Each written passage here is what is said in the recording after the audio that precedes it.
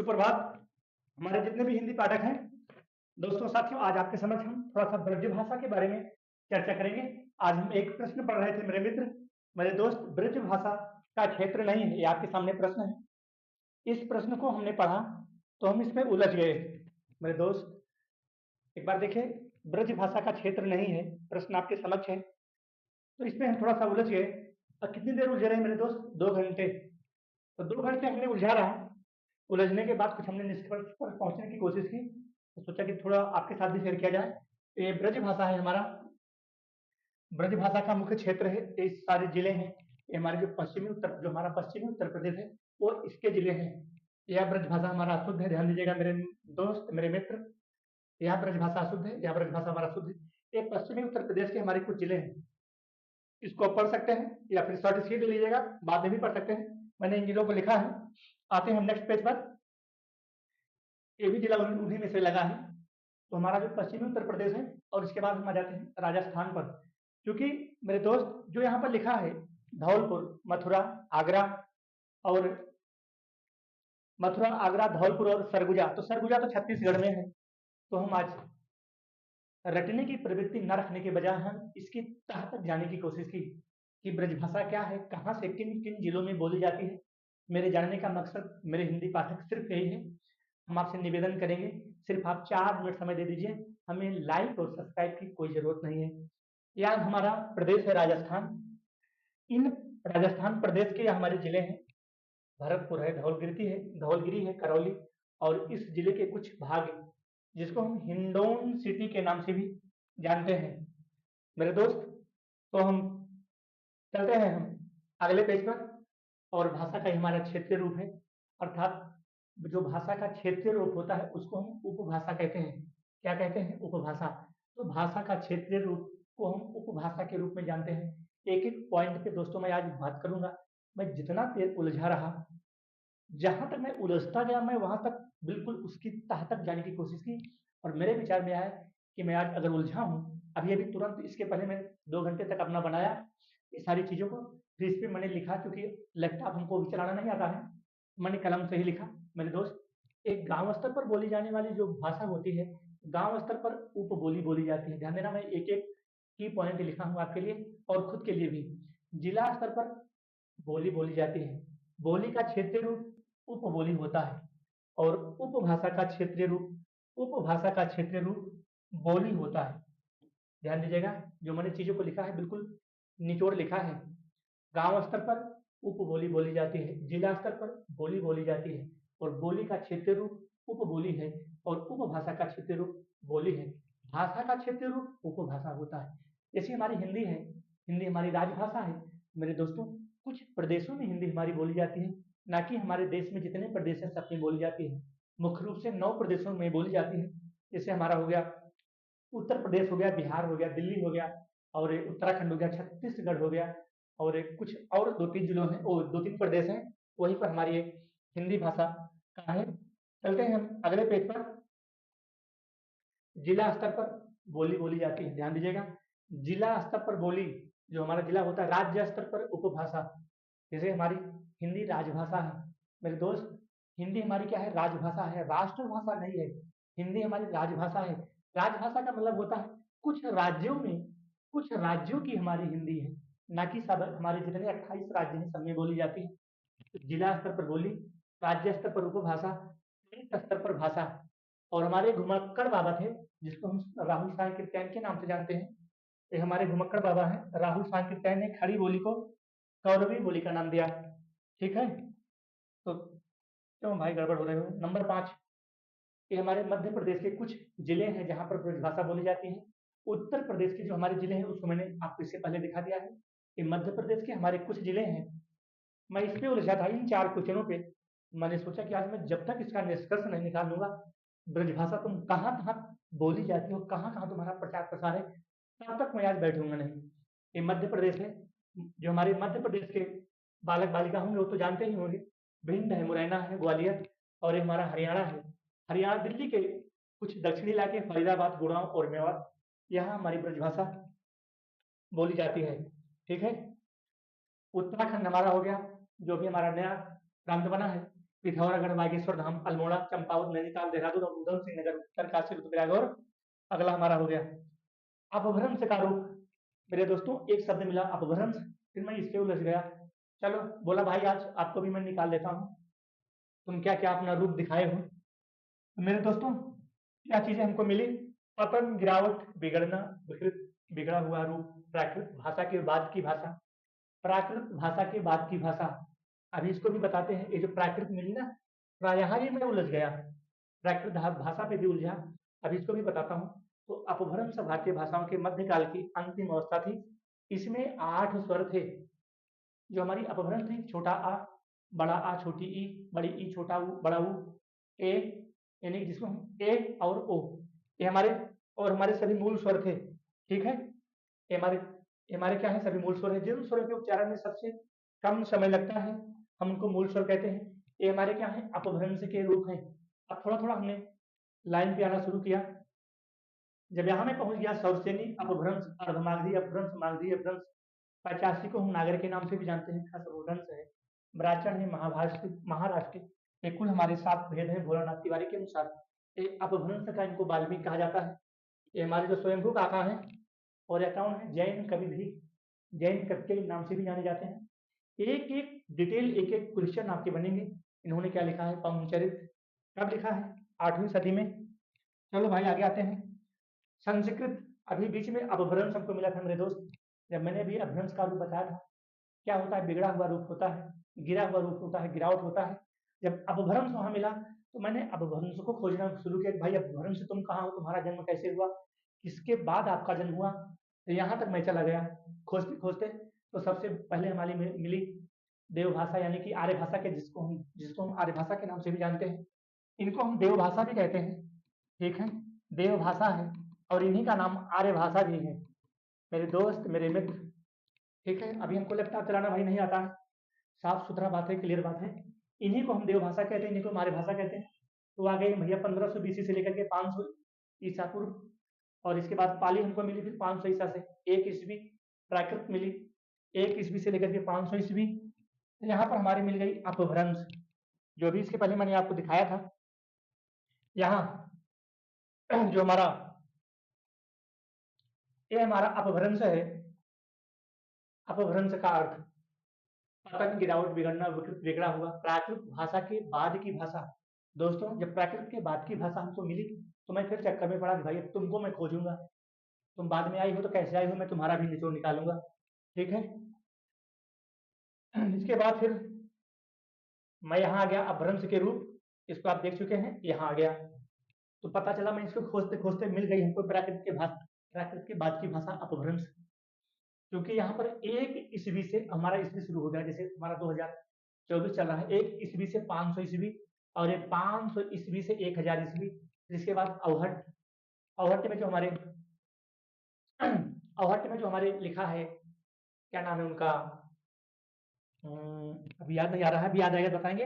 अपभ्रंश, अवहट, और उसके बाद फिर हमारी हिंदी भाषा आ जाती है। ठीक है, इसके बाद ब्रजभाषा हिंदी की पश्चिमी बोली है, ब्रजभाषा हिंदी की पश्चिमी बोली है। अब पश्चिमी उत्तर प्रदेश, जो मैंने शुरू में आपको जिला दिखाया था, वो पश्चिमी उत्तर प्रदेश के जिले हैं, वहां वहां ब्रजभाषा बोली जाती है। जो मेरा जानने का मकसद था मेरे दोस्त, मैं इसको आज खोजा, मैं इस पे अटक गया। ये ब्रजभाषा हिंदी की पश्चिमी बोली है, उन उन जिलों में बोली जाती है, और यह सौरसेनी प्राकृत से निकली भाषा है। सौरसेनी प्राकृत, सौरसेनी क्या है, ये अपभ्रंश के रूप है, इसको भी मैंने आपको दिखा दिया। प्राकृत क्या है, प्राकृत क्या है, ये हमारी जो अपभ्रंश के पहले की भाषा है। जन्म देवनागरी संस्कृति ब्रजभाषा में ओकारांत शब्दों की प्रधानता, ये सब की पॉइंट है मेरे दोस्त, मेरे मित्र, सब की पॉइंट है। यहाँ से प्रश्न बना सकता है आयोग, टीजीटी हो, पीजीटी हो, केवीएस हमारा है, नेट है, जेआरएफ है, और हमारे डी ट्रिपल की परीक्षाएं, जो भी परीक्षाएं हमारी हैं, सब यहाँ से एक एक क्वेश्चन बना सकता है। और 13वीं सदी से लेकर के 20वीं सदी तक हमारी क्या चली, ब्रजभाषा। ब्रजभाषा अपने विशुद्ध रूप में आज भी विद्यमान है। जो ब्रजभाषा है वह अपने विशुद्ध रूप में, यहाँ ध्यान दीजिएगा, मथुरा, आगरा, अलीगढ़, भरतपुर, धौलपुर, जिसे हम केंद्रीय ब्रजभाषा के रूप में, ये यहाँ पर हमको मिला धौलपुर।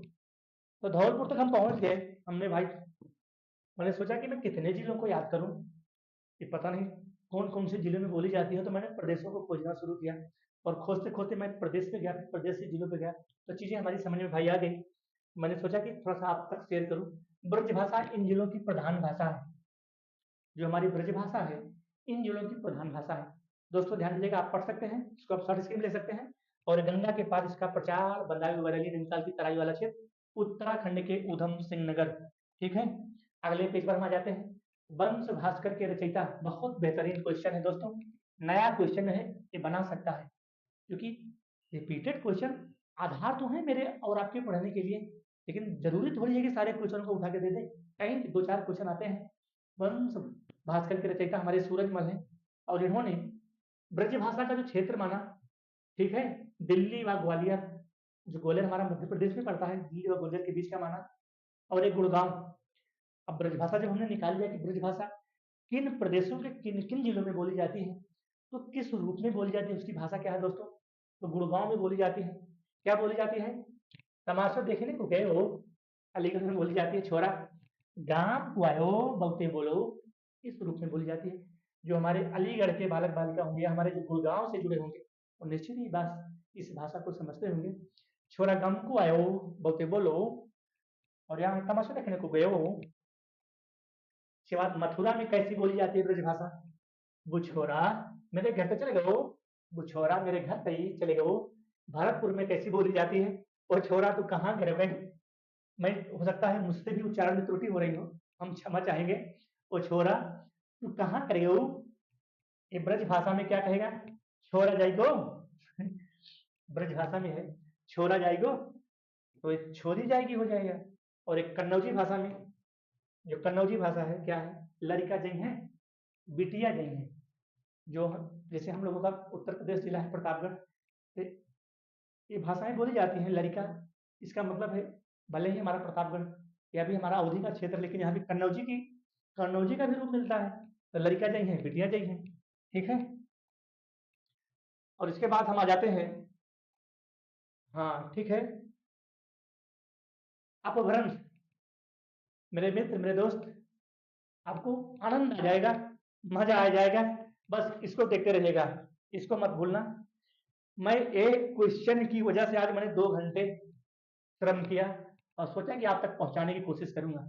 अपभ्रंश का रूप आप समझ के, बिगड़ा हुआ रूप, विकृत रूप, जो भी चीजें हैं, अपभ्रंश क्या है, अपभ्रंश का मतलब क्या है, प्राकृत क्या, उसको भी मैंने आपको दिखा दिया। और ये अपभ्रंश हमारे इतने हैं, कुल हमारे लगभग 7 अपभ्रंश हैं। सौरसेनीय ध्वंस हुआ, अर्धमागधी हुआ, मागधी हुआ, पैसाची हुआ, जिसको हम नागर के नाम से भी जानते हैं, खास हमारा ब्राह्मण और मराठी, यह हमारी उपभाषा है।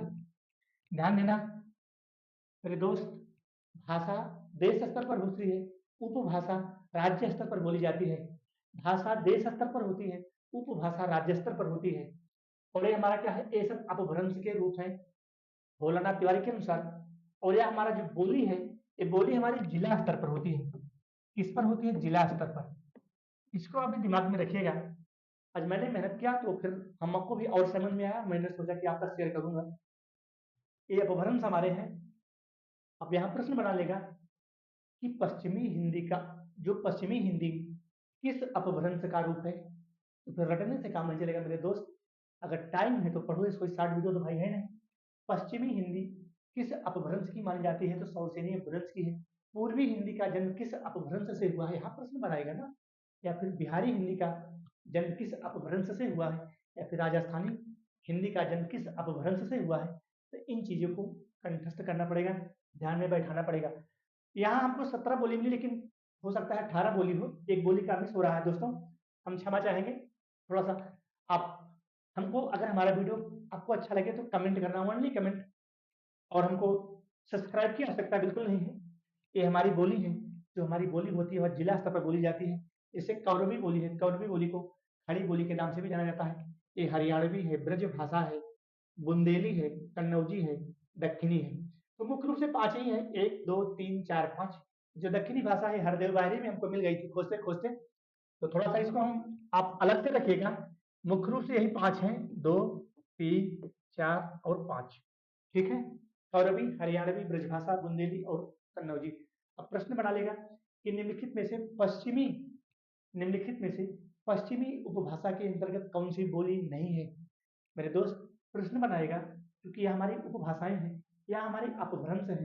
प्रश्न बनाएगा कि निम्नलिखित में से पश्चिमी उपभाषा के अंतर्गत कौन सी बोली नहीं है। तो उपभाषा क्या है? ये उपभाषा, भाषा क्या होती है? देश स्तर पर होती है। उपभाषा क्या होती है?